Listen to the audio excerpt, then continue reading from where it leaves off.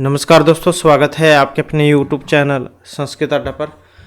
दोस्तों, आज की जो वीडियोस में हम करने वाले हैं, आपका संस्कृत का कोई सा भी एग्ज़ाम हो, आपके सभी एग्ज़ामों के लिए महत्वपूर्ण क्वेश्चन जो आज की वीडियो में हम यहाँ पर लेकर आए हैं।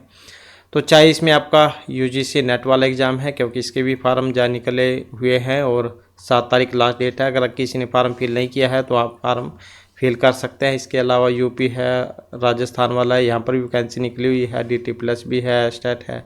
मतलब कोई सा भी आपका एग्ज़ाम हो तो ये क्वेश्चन आपके सभी एग्ज़ामों के लिए महत्वपूर्ण रहने वाली है। तो जिसमें हमारा यहाँ पर पहला क्वेश्चन है, क्वेश्चन आ जाता है देवेशु भूशिष्टै सुक्तै स्तुते हैं। मतलब जो यहाँ पर ये भूशिष्ट सूक्त जो है, इसकी बात हुई है, किस देवता की इसमें स्तुति हुई थी? अग्नि, इंद्र, रुद्र या फिर वरुण है। तो भूशिष्ट सूक्त में जो स्तुति की गई है, ये इंद्र जो देवता है इनकी की गई है। ऋग्वेद के दूसरे मंडल का 12वां सूक्त है ये इंद्र सूक्त। और जो इंद्र है, इनको दंत, हर्ता, वृत्रहा, पुरंदर इत्यादि जो नाम है, इनसे इनको पुकारा जाता है। तो दूसरे मंडल का 12वां सूक्त है इंद्र सूक्त, और इसी में स्तुति ये हुई थी।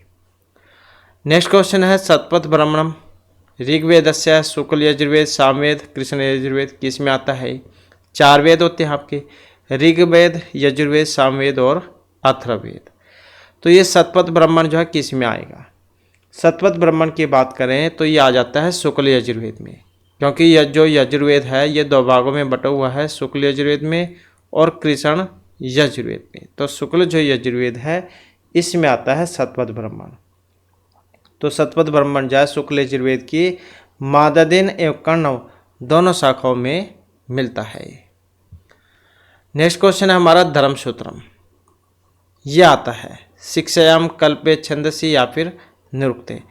तो धर्मसूत्र जो है किसके अंतर्गत आता है?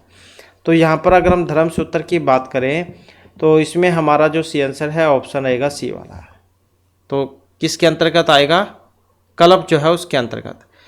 अब ये जो है हमने पहले भी किया था आचार्य व्यास का जो निरुक्त है उसमें, तो उसमें वेद के जो 6 अंग बतलाए गए थे, शिक्षा, कल्प, व्याकरण, निरुक्त, ज्योतिष, छंद, इस प्रकार से।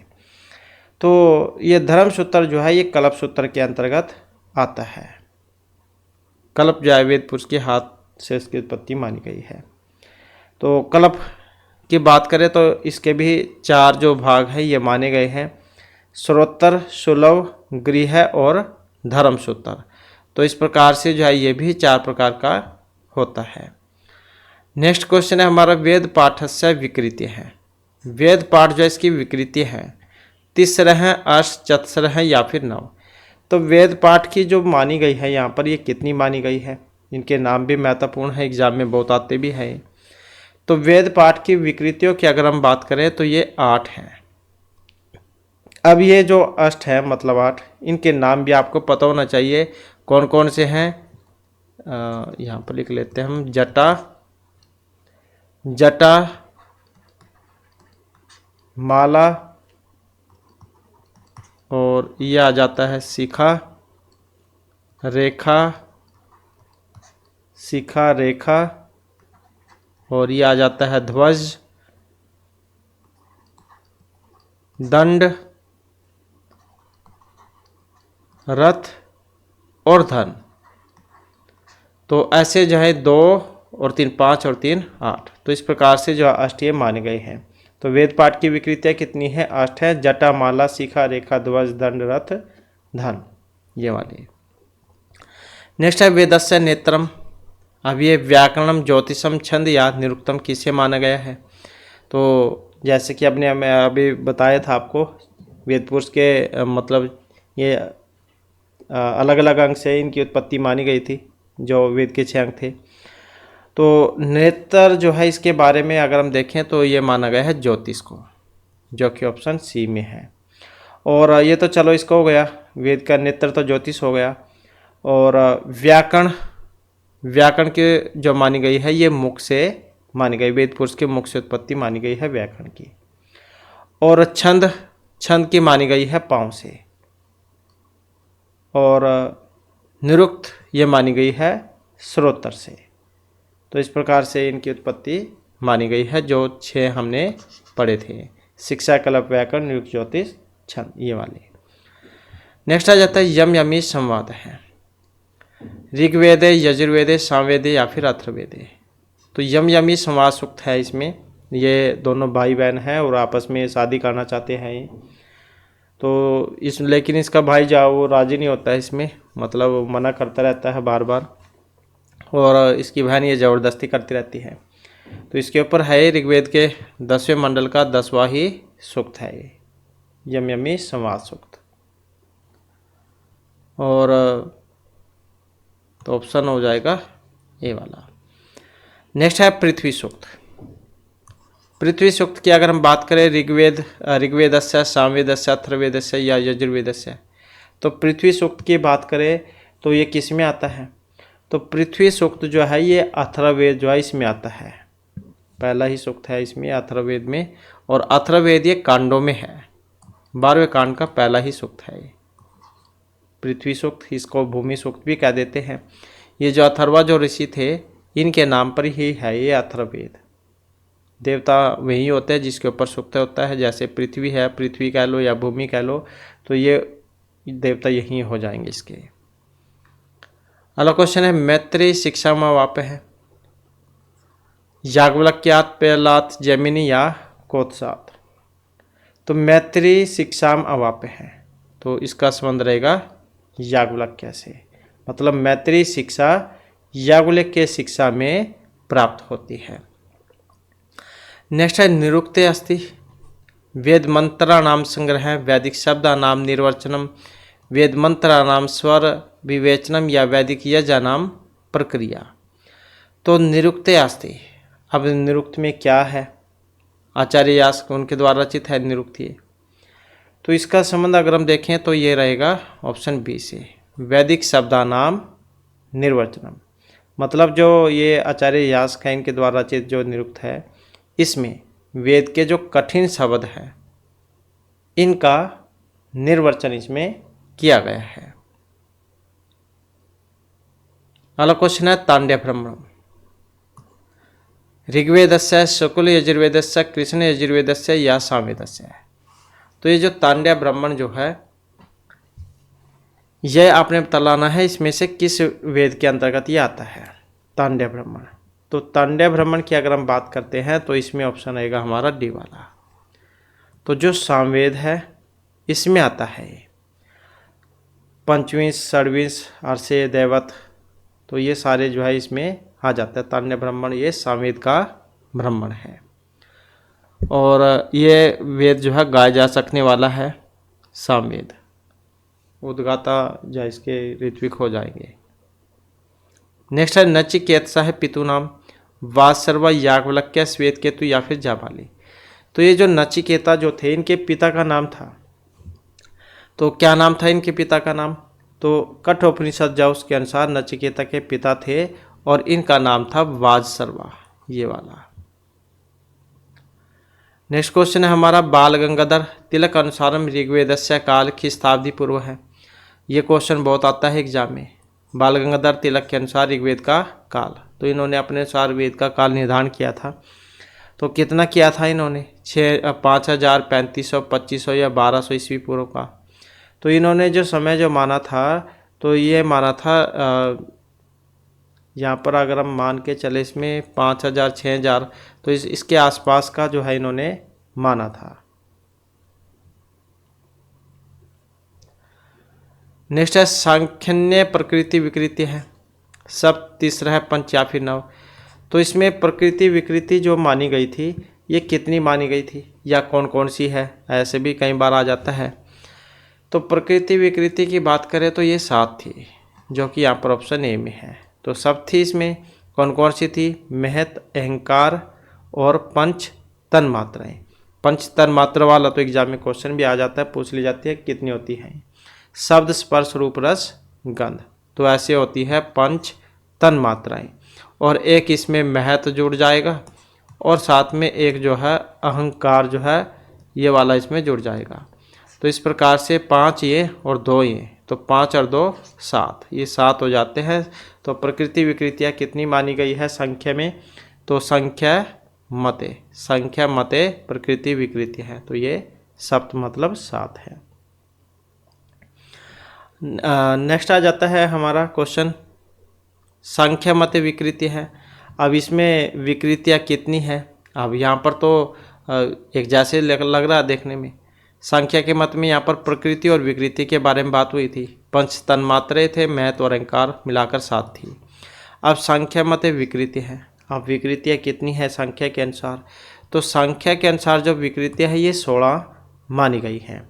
तो अब 16 की बात करें तो इसमें पंच जो है 5 तो आपकी ज्ञानेंद्रिय आ जाएंगी, पंच ही कर्मेंद्रिय आ जाएंगी, पंच ही महाभूत आ जाएंगे, और साथ में एक जो है आपका मन, ये वाला। तो 5 थे 15 और 1 16।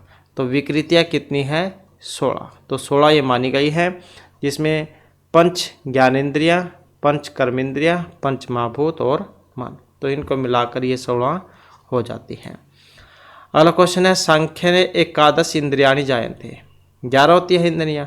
अब संख्या मते एकादश इंद्रियाणी जायन्ते, तो ये जो यहाँ पर मानी गई है अहंकारात महत प्रकृति या पंच तन्मात्रेभ्य है, तो किससे मानी गई है? संख्या मत के अनुसार 11 जो इंद्रियाँ ये उत्पन्न हुई हैं, तो इनका जो संबंध है ये अहंकार से माना गया है। और संख्या जो है उसके अनुसार जो मानव शरीर की उत्पत्ति जाओ वैसे तो 25 तत्व जो उनसे मानी गई है। तो संख्या शास्त्र जो है इसमें 25 तत्व है, लेकिन जो 11 इंद्रियां हैं, लेकिन जो इंद्रिय कितनी हैं? 11। तो उनकी उत्पत्ति अहंकार जो से मानी गई है। प्रकृति, महतत्व, अहंकार, पंच तन्मात्राएं, इसी प्रकार से मन, एकादश इंद्रिय और पंच महाभूत। नेक्स्ट है वेदांतो नाम। अब ये रामायण प्रमाणम, धर्मशास्त्र प्रमाणम, उपनिषद प्रमाणम या शास्त्र प्रमाणम। तो क्या है वेदांत का नाम? वेद अंत, वेदों का अंत वेदांत, यही है वेदांत। तो इसमें किसे माना गया है? ये माना गया है उपनिषद प्रमाण को। नेक्स्ट क्वेश्चन है, संख्या मते अंतःकरणम। अब जो संख्या उसके अनुसार अंतःकरण है, द्विविधम, त्रिविधम, चतुर्विधम या पंचविधम। तो संख्या मते अंतःकरणम, संख्या के अनुसार अंतःकरण है। अब इसके अनुसार अगर हम देखते हैं तो कौन सा है? त्रिविधम माना गया है। अब संख्या मत के अनुसार जो अंतःकरण 3 की बात हुई वो कौन कौन सा है? तो इसके अनुसार अगर हम देखें, एक तो जो है बुद्धि हो जाएगी, और दूसरा मन हो जाएगा, और साथ में जो अहंकार है ये हो जाएगा। तो इस प्रकार से जो है ये 3 माने गए थे। तो संख्या मत के अनुसार अंतःकरण जो है वो 3 है, बुद्धि, मन, अहंकार। अगला क्वेश्चन आ जाता है, अद्वैत वेदांते। जीव ब्रह्मण है स्वरूपम। जीव एवं ब्रह्मा, जीव एवं ईश्वर है, जीव एवं अज्ञानम या जीव एवं पुरुष है। तो अद्वैत वेदांत में जीव ब्रह्म का जो स्वरूप माना गया है, तो किसे माना गया है? तो इनके अनुसार माना गया है जीव ब्रह्म एकम शुद्ध चैतन्यम, यही माना गया था, जीव ब्रह्म एकम शुद्ध चैतन्यम, ये वाला। नेक्स्ट क्वेश्चन आ जाता है अनुबंध का। अनुबंध के बारे में भी बहुत एग्जाम में पूछा जाता है, कितने होते हैं या कौन कौन से होते हैं ऐसे। तो अनुबंध चतुष्टयम, ये क्वेश्चन आता है एग्जाम में, अनुबंध चतुष्टयम। अनुबंध जो 4 प्रकार का होता है, अधिकार, विषय, संबंध और प्रयोजन। तो ये कितना होता है? 4 प्रकार का, अधिकार, विषय, संबंध और प्रयोजन। इसके बाद आ जाता है अध्यारोप। अध्यारोप का लक्षण है। अब अध्यारोप का जो लक्षण है वो कौन सा है? तो इसकी बात करें, अध्यारोप क्या होता है? वस्तु में अवस्तु का आरोप होना, वही होता है अध्यारोप। जैसे आप अंधेरे में कहीं जा रहे हैं और आगे कोई लकड़ी पड़ी हुई है या रस्सी पड़ी हुई है, तो आप उसे क्या सांप समझ लेते हैं। तो यही है वस्तु में अवस्तु का आरोप होना। तो ये अध्यारोप जो उसका क्वेश्चन है, वस्तु पर अवस्तु का आरोप करना ही अध्यारोप है। जैसे रज्जु में सर्प की प्रतीति का होना। या फिर उसे लगा लो जैसे कोई पेड़ है आधा टूटा हुआ है और आप उसे सोचते हैं कि कोई आदमी है वहाँ पर अंधेरे में, तो बहुत सारे मन में सवाल आते हैं ऐसे भी। या उसी से लगा लो जैसे आप जब बेल्ट लगाते हैं, पुरुष जो है बॉयज़ उनकी बात है वो क्योंकि बेल्ट लगाते हैं। अब उसको क्या है या तो खाट बेड या खंबा उस पर टांग देते हैं और अपने आप ही डर जाते हैं कई बार अंधेरे में, पता नहीं कि यहाँ पर सांप जा पड़ा हुआ है। तो ये सारे के सारे है वस्तु में अवस्तु का आरोप होना, मतलब अध्यारोप का क्वेश्चन। नेक्स्ट है अद्वैते सुषुप्ते देवता वैश्वानरः ईश्वर हिरण्यगर्भ याग्निः। तो अद्वैते सुषुप्ते देवता, तो मतलब जो है इसमें जो सही आंसर है ऑप्शन बी वाला है, मतलब ईश्वर। तो वेदांत सार के 25 जो खंड हैं इसमें जागरण काल के विषय से रहित होने के कारण स्वप्न कही गई है। अद्वैते सुषुप्ते देवता ईश्वर है। नेक्स्ट आ जाता है न्याय दर्शन अनुसारम प्रमाणानि। अब न्याय दर्शन जो है उसके अनुसार प्रमाण है, वेरी वेरी इंपॉर्टेंट क्वेश्चन है ये भी। त्रीणि चत्वारि पंच या षट, तो न्याय दर्शन के अनुसार प्रमाण है कौन कौन से होते हैं, या कई बार संख्या भी आ जाती है या कौन से होते हैं ऐसे भी आ जाता है। तो न्याय दर्शन के अनुसार जो प्रमाण है वो 4 माने गए हैं। कितने हैं? 4। कौन कौन से? प्रत्यक्ष, अनुमान, उपमान, शब्द, प्रमाण। तो इस प्रकार से जो है ये 4 माने गए हैं। नेक्स्ट आ जाता है न्याय मते वाक्यम। अब जो न्यायिक है उनके अनुसार जो यहाँ पर वाक्य माना गया है कौन सा होता है वाक्य?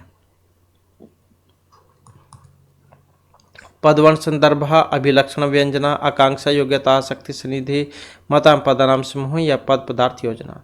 अब वाक्य जो होता है वाक्य कैसे बनेगा? तो एक कंप्लीट लाइन होती है, रमेश गाय को लेकर आता है या गांव जाता है, पेड़ों को पानी देता है, मतलब ऐसे कंप्लीट लाइन होनी चाहिए। तो जिसमें क्या होना चाहिए? आकांक्षा, योग्यता, आसक्ति, ये सारे के सारे इसमें होने चाहिए। आकांक्षा, योग्यता, आसक्ति या सनिधि कह लो, तो ये सारे के सारे इसमें होने चाहिए। तो वो है वाक्य है। नेक्स्ट है प्रार्थ अनुमाने अव्यवहा। अब प्रार्थ अनुमान में अव्यय है। अब ये अनुमान का क्वेश्चन है। अनुमान 2 होते हैं, प्रार्थनुमान, स्वार्थनुमान। एक होता है स्व अर्थ, अपने लिए जो होगा, एक होता है प्रार्थ जो दूसरों को बताने के लिए होगा। तो प्रार्थ अनुमान में जो अवयव है 3 सप्त पंच 9 कितने होते हैं? तो या कितने होते हैं? 5 होते हैं पंच। अब कौन कौन से होते हैं ये भी एग्जाम में आता है। तो प्रतिज्ञा, हेतु, उदाहरण, उपनय, निगमन। तो प्रतिज्ञा, हेतु, उदाहरण, उपनय, निगमन, तो ये 5 प्रार्थ अनुमान माने गए हैं। इसके बाद है परसन्निकर्ष संहिता। संहिता नदी, वृद्धि या घीस। क्या है परसन्निकर्ष? उसमें भी सूत्र आता है, ये आपके संधि में भी आता है। अब परसन्निकर्ष संहिता, संहिता का मतलब क्या है? अब संहिता का अर्थ होता है संधि, मतलब 2 वर्णों की अत्यंत समीपता की संहिता संज्ञा होती है, या 2 वर्णों की अत्यंत समीपता को संहिता कहा जाता है। तो इस प्रकार से हो जाएगा ये। नेक्स्ट आ जाता है आदेंग। तो ये गुण है प्रातिपदिकम, आप्रिक्त या पदम। क्या होता है आदेंग गुण? तो आदेंग गुण से क्या होती है? आदेंग गुण ये हमने पहले भी किया था जब संज्ञा प्रकरण ये किया था आपका। तो आदेंग गुण से गुण संज्ञा होती है। आदेंग गुण से गुण संज्ञा हो जाएगी, आद गुण से गुण हो जाएगा। आदेंग मतलब आत एंग, आतेंग, अत और एंग। अत में क्या है? अब ये प्रत्यार है, इसके लिए प्रत्यार प्रत्यय होना चाहिए। अगर नहीं पता है तो आप हमारी पुराने वाली वीडियो देख सकते हैं, उसमें आपको मिल जाएगा ये। तो अत और एंग मतलब अ, ए, ओ, इनकी क्या होगी? गुण संज्ञा होगी। तो अदेंग गुण से गुण संज्ञा, आद गुण से गुण होता है। जैसे प्रातिपदिक संज्ञा है तो ये अर्थवद अधातुर प्रत्यय प्रातिपदिकम, ये वाला सूत्र है, ये करता है। अप्रिक्त काल प्रत्यय से अप्रिक्त संज्ञा होती है। शुभ तिगंतम पदम सूत्र के द्वारा पद संज्ञा होती है। तो अधिक गुण से गुण संज्ञा और आद्गुण से गुण। नेक्स्ट है नैवेति, ये भी सूत्र आता है एग्जाम में। अब ये उपधा निष्ठा विभाषा संहिता क्या करता है, नैवेति विभाषा, ऐसा एक सूत्र है ये नैवेति विभाषा वाला, तो विभाषा संज्ञा करता है ये भी। उपधा की बात करें तो ये अलवंत्यात् पूर्व उपधा सूत्र है, उपधा संज्ञा करेगा। कत्कत्वतु निष्ठा के द्वारा निष्ठा संज्ञा होती है और परस्य निकर्षा संहिता के द्वारा संहिता संज्ञा, संहिता मतलब संधि। नेक्स्ट है तुलस्य प्रयत्नम, अब घु निष्ठा स्वर्णम या प्रगृह है, क्या संज्ञा करता है ये वाला सूत्र, तुलस्य प्रयत्नम, तो ये वाला जो है तुलस्य प्रयत्नम सवर्णम, यही होता है, स्वर्ण संज्ञा करता है ये, जो कि ऑप्शन बी में है। मतलब जिन वर्णों का उच्चारण स्थान एवं प्रयत्न एक होगा तो उनकी होगी स्वर्ण संज्ञा। शेषो घ्या सखी से घी संज्ञा होती है, ये घू क्या घी लगा लो, तो ये घी संज्ञा होगी। और कत्कत्व निष्ठा से निष्ठा संज्ञा होगी और इदुद्वे द्विवचन प्रगृह्यम के द्वारा प्रगृह्य संज्ञा। नेक्स्ट है कर्म आदि नाम आपी संबंध मात्र विवक्षयाम, प्रथमा चतुर्थी षष्ठी पंचमी क्या होगी, तो कर्म आदि नाम आपी संबंध मात्र विवक्षयाम, तो इससे होगी क्या षष्ठी विभक्ति। तो कर्म आदि कारक के भी संबंध मात्र की व्याख्या करने में षष्ठी विभक्ति होती है, तो कौन सी होगी, षष्ठी विभक्ति। वेरी वेरी इंपॉर्टेंट है ये, शायद अभी जो यह स्टैट का एग्जाम हुआ था उसमें भी शायद एक क्वेश्चन ऐसा आया हुआ था, अगर किसी ने हरियाणा से है उसमें एग्ज़ाम दिया था तो उसमें भी शायद एक ऐसा क्वेश्चन आया हुआ था। फिलहाल तो स्टैट का जो रिजल्ट है वो नहीं आया है और नेक्स्ट जो आपका एग्ज़ाम है वो भी आगे दिसंबर में हो जाएगा। तो कर्म आदि नाम संबंध मात्र विवक्षाम षष्ठी, मतलब क्या होगी षष्ठी विभक्ति, जैसे मातुः समर्ति, समृद्धि धातु में माता को श्रवण करता है, याद करना। नेक्स्ट आ जाता है प्रायण पूर्व पदार्थ प्रधान है। अब इसमें जो पूर्व पद जो है वो प्रधान होता है, तो कौन से समास में होता है पूर्व पद प्रधान, तो पूर्व पद जो होगा पहला पद वो किस में होगा, इसमें ही होगा अव्ययभाव समास में। और इसकी पहचान क्या कैसे होगी, सुर में अव्यय उपसर्ग आपको देखने को मिलेगा, क्योंकि जो द्वितीय पद है, दूसरा पद जो है द्वितीय पद वो तत्पुरुष में होगा प्रधान, और इसमें क्या है द्वंद्व में दोनों ही होंगे पूर्व और उत्तर, और बहुब्रीहि इसमें न पूर्व न उत्तर बल्कि अन्य ही पद इसमें प्रधान होता है, तो वो होता है बहुब्रीहि समास। नेक्स्ट आ जाता है क्वेश्चन हमारा उपपद विभक्ति बलियसी। अब ये अनुपद विभक्ति कारक प्रथमा विभक्ति या न को अपी किस में होती है उपपद विभक्ति बलियसी, तो इसमें जो मानी गई है पद के संबंध होने वाली विभक्ति से क्रिया के संबंध में होने वाली विभक्ति बलवती होती है, कौन सी, कारक वाली, उपपद विभक्ति कारक बलियसी ऐसे होता है, मतलब पद के संबंध से होने वाली विभक्ति से क्रिया के संबंध में होने वाली विभक्ति बलवती होती है। नेक्स्ट क्वेश्चन है भाषा विनिमय से साधनम, तो भाषा विनिमय का साधन है विचार आचार वित्त या वस्तु, क्या है, तो इसका संबंध देखें तो ये ऑप्शन ए मतलब जो विचार है उससे है, तो भाषा विनिमय का साधन कौन सा है, विचार। भाषा वर्गीकरण से आधार स्वीकृति है, काल धर्म प्रकृति या फिर आकृति, तो भाषा वर्गीकरण का आधार स्वीकार किया गया है, तो कौन सा किया गया है, तो भाषा वर्गीकरण का जो आधार है ये है आकृति, ये वाला। तो विषय क्या है, अनेक भाषाओं को ध्यान में रखते हुए भाषा को दो भागों में जब वर्गीकरण किया गया था, बांटा गया था इसको, आकृति मूलक वर्गीकरण में और पारिवारिक वर्गीकरण में।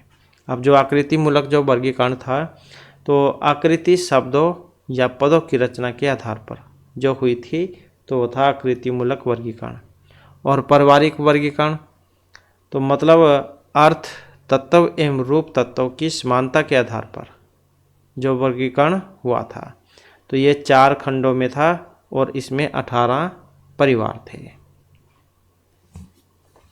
नेक्स्ट आ जाता है काद्योम अवसाना, ये क्या है, स्पृष्ट वर्ण भी कह देते हैं इसको और ये काद्योम अवसाना या ये भी कह देते हैं। तो काद्योम अवसाना का मतलब क्या है, स्पृष्ट वर्ण, मतलब स्पर्श वर्ण, जो का से लेकर माँ तक के जो होते हैं वो वाले। कितने होते हैं? 25। क्वर्ग, चवर्ग, टवर्ग, त्वर्ग, पोर्ग, ये वाले।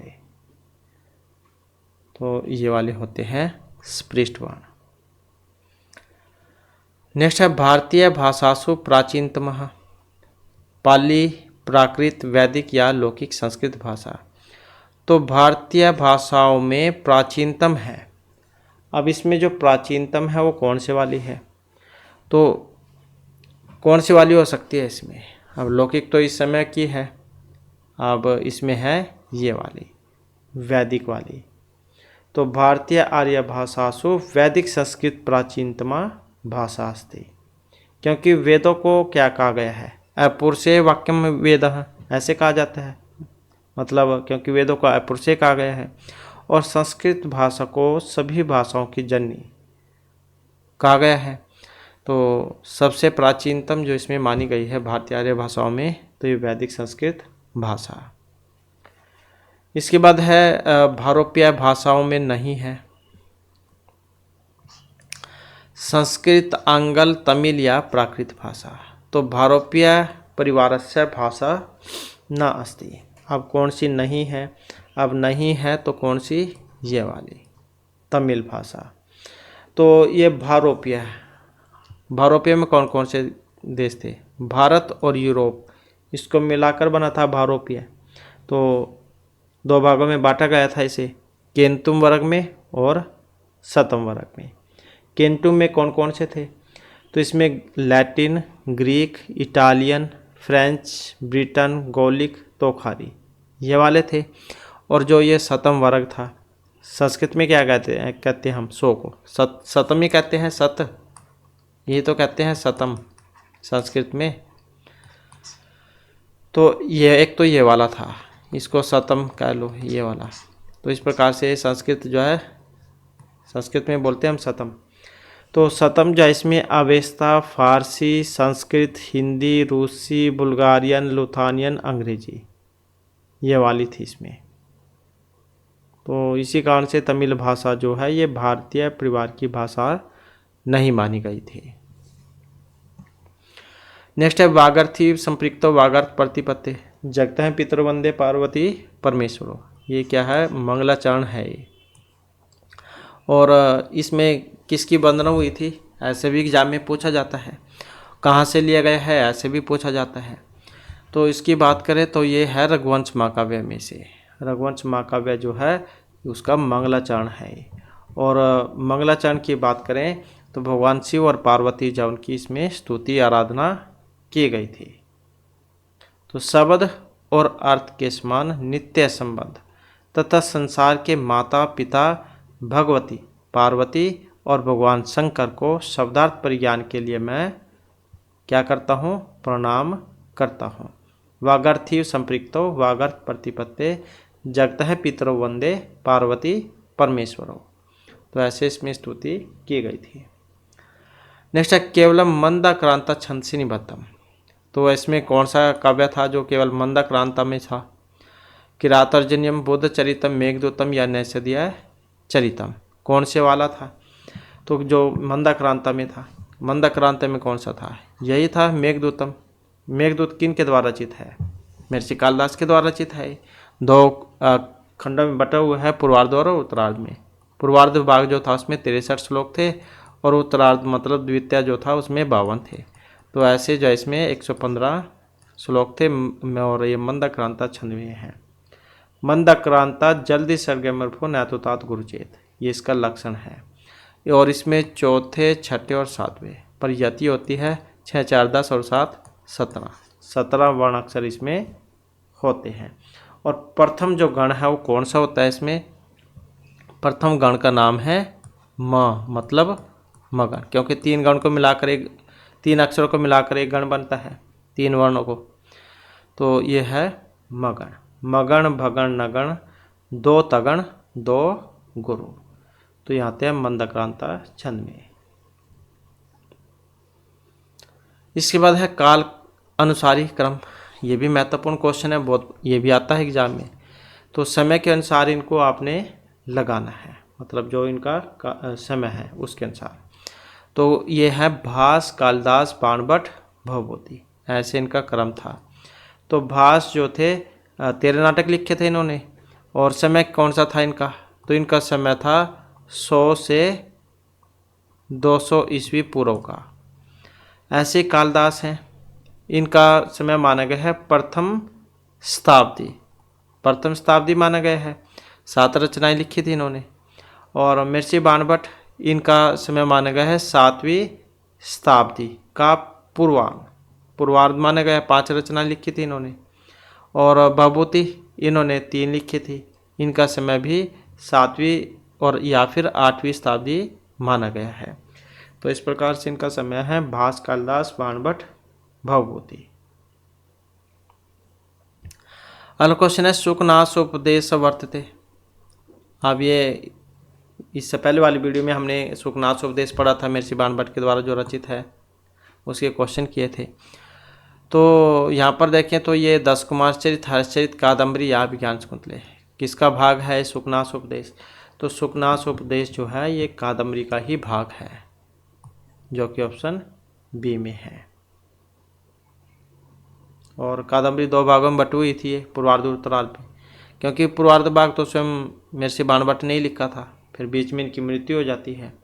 फिर इसका जो आगे का जो पार्ट है, दूसरा भाग, और इनके पुत्र जो थे पुलिन भट्ट, वो उसको कंप्लीट करते हैं।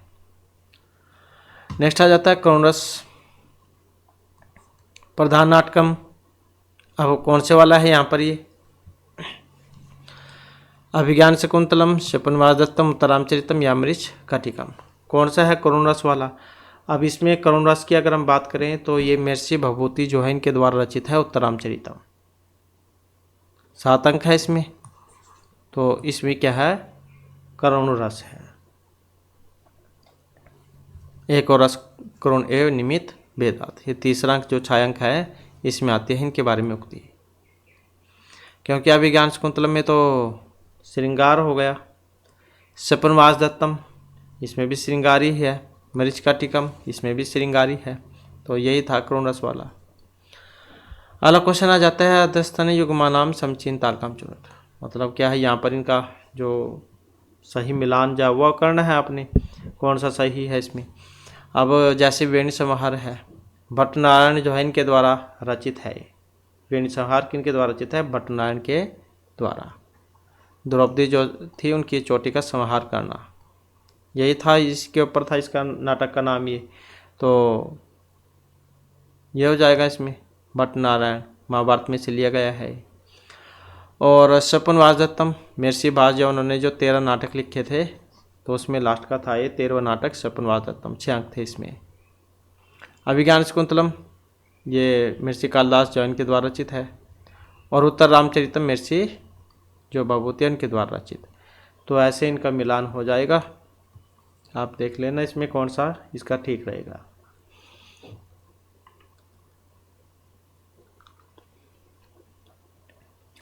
नेक्स्ट है तत्तरपि च चतुर्थोंक तत्तर श्लोक चतुष्टयम् इति युक्ति समगस्ते। अब इसमें भी ये उक्ति आती है। अब ये मृचकटिके, वेणी संहारे, अभिज्ञान शकुंतले, उत्तरामचरिते किस में आती है, किसके बारे में था ये कि तत्तरपि चतुर्थ अंक तत्तर श्लोक चतुष्टयम्। तो ये जो उक्ति जो आती है ये अभिज्ञान शकुंतलम के बारे में आती है। अभिज्ञान शकुंतलम नाटक प्रसिद्ध है, और उसमें जो चौथा अंक है ये प्रसिद्ध था, क्योंकि इसमें शकुंतला की विदाई दिखलाई गई थी, और उसके अंतर्गत भी जो उसमें भी 4 श्लोक आए थे चौथे अंक में भी, शकुंतला की विदाई जिसमें बतलाई गई है, उसमें जो उनको सीख दी गई है शकुंतला को, कि जब तुम पति के घर पर जाओगे तो कौन से काम तुम्हें करने चाहिए, कौन से नहीं। तो इसमें यासति आदेश शकुंतला एक तो यही वाला था, आसमान साधु विचिंत्य एक ये वाला था, शुश्रूषव गुरुण कुरु एक ये वाला था। तो इस प्रकार से जो है इसमें ये श्लोक आए थे। नेक्स्ट आ जाता है साहित्य दर्पण से प्रणेता। आप साहित्य दर्पण के रचयिता हैं या फिर किस में है, ऐसे भी आ जाता है एग्जाम में क्वेश्चन। तो साहित्य दर्पण जो है ये इसके रचिता आचार्य विश्वनाथ, कविराज विश्वनाथ, इनके द्वारा रचित है साहित्य दर्पण। और किस में है, 10 परिच्छेदों में है ये। और पंडितराज जगन्नाथ का कौन सा है, तो पंडितराज जगन्नाथ जो है इनका है ये रसगंगाधर। कौन सा है, रसगंगाधर है इनका। किस में है, 4 आननों में है ये। दीपशिखा कालिदास की उपाधि दी गई थी इनको इंदुमती स्वयंवर के अवसर पर रघुवंश महाकाव्य में। और श्रीपद कंठ पद लांछन भभूति, ये भभूति को आ गया, श्रीकंठ की उपाधि मिली थी इनको भी।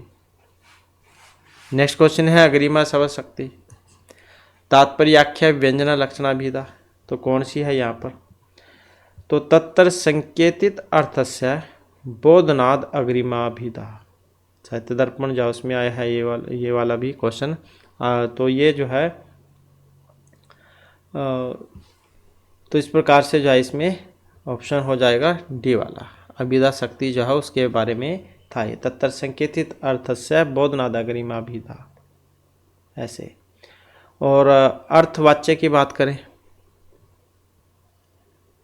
तो लक्ष्य और व्यंग्य ये भी 3 प्रकार का माना गया था।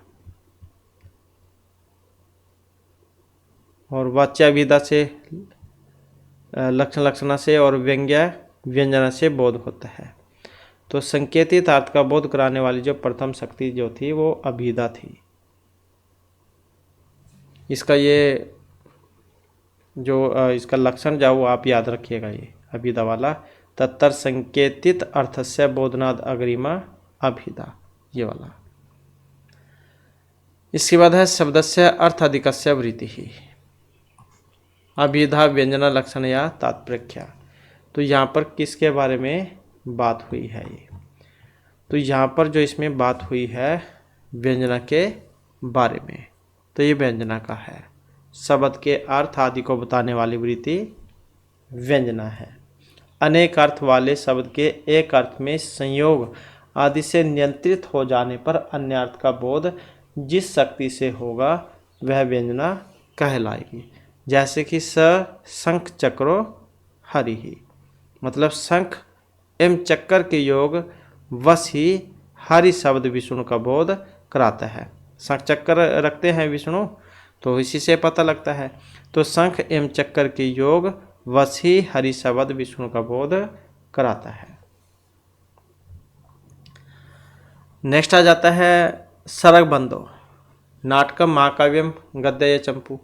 तो ये सरग जो है, सर्गों में कौन सा होता है, जैसे नाटक है, नाटक में अंक होते हैं, ऐसे ही सर्ग होते हैं। अब सर्ग जो हमेशा होंगे वो महाकाव्य में होंगे। किस में होंगे, महाकाव्य में।